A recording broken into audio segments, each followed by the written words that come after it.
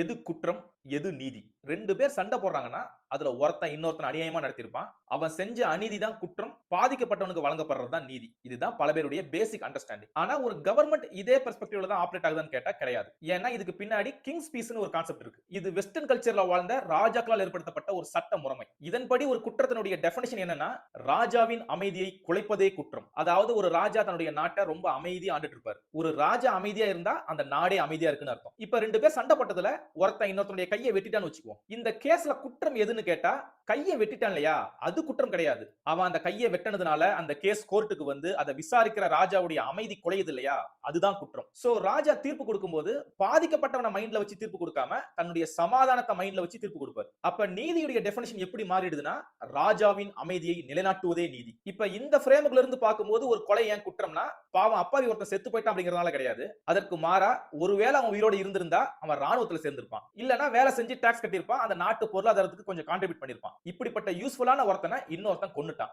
இப்ப அவன் செத்து போனது அந்த ராஜாவுக்கு லாஸ். அதனால அந்த கொலை குற்றம். சோ நீதிங்கிறது ஒரு தனி மனிதன் சார்ந்ததல்ல, அது அரசன் சார்ந்தது. அதனால தான் அந்த காலத்துல ஒருத்தன் செல்ஃப் டிஃபென்ஸ்க்காகவே ஒருத்தனை கொலை பண்ணிருந்தாலும் அவன் கெஞ்சி கூத்தாடி ராஜாட்ட மன்னிப்பு வாங்கணும். ஏன்னா இங்க பாதிக்கப்பட்டது செத்து போனவன் கிடையாது, ராஜா. அவருடைய ப்ராப்பர்ட்டில ஒரு கவுண்ட் குறைஞ்சி அவருக்கு லாஸ் ஆயிடுச்சு. அதே மாதிரி அந்த காலத்துல ராஜாவால தண்டிக்கப்பட்டு ஊரை விட்டு ஒதுக்கி வைக்கப்பட்ட சில பேர் இருந்தாங்க. அவங்கள அவுட்லாஸ்னு சொல்லுவாங்க.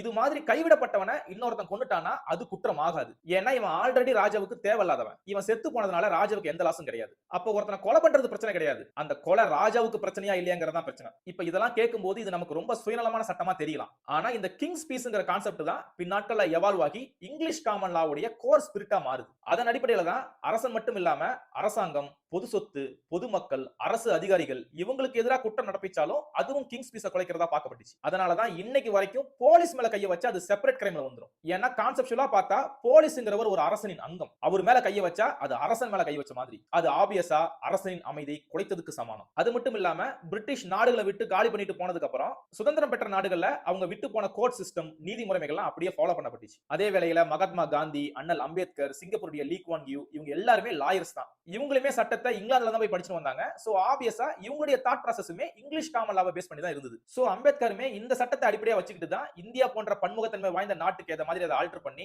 மைனாரிட்டியுடைய உரிமைகளை அதுல இன்க்ளூட் பண்ணி சீர்திருத்தம் கொண்டு வராரு. சோ ஒரு வகையில எப்படி பார்த்தாலும் உலக அளவுல பெரும்பாலும் இந்த இங்கிலீஷ் காமன் லாவும் அதனுடைய கோர் கான்செப்டான கிங்ஸ் பீஸும் தான் நடைமுறையில இருக்கு. சோ ஒரு கவர்மெண்ட்டை பொறுத்த வரைக்கும் அரசாங்கம், அதனுடைய குடிமக்கள் இவங்களுடைய ஒட்டுமொத்த அமைதியை குலைப்பதே குற்றம். அந்த அமைதியை நிலைநாட்டுவதே நீதி. இதுதான் கவர்மெண்ட் தனக்குன்னு செட் பண்ண ஒரு பேஸ்லைன். அப்ப இங்க ட்விஸ்ட் என்னன்னா, ஒருவேளை ஒரு தனி மனிதனுடைய நீதியின் தேடல் கவர்மெண்டுடைய பீஸுக்கு குந்தகம் விளைவிச்சா அதை கவர்மெண்ட் எப்படி டீல் பண்ணும்? நீங்க என்ன நினைக்கிறீங்கங்கறத கீழே கமெண்ட் பண்ணுங்க.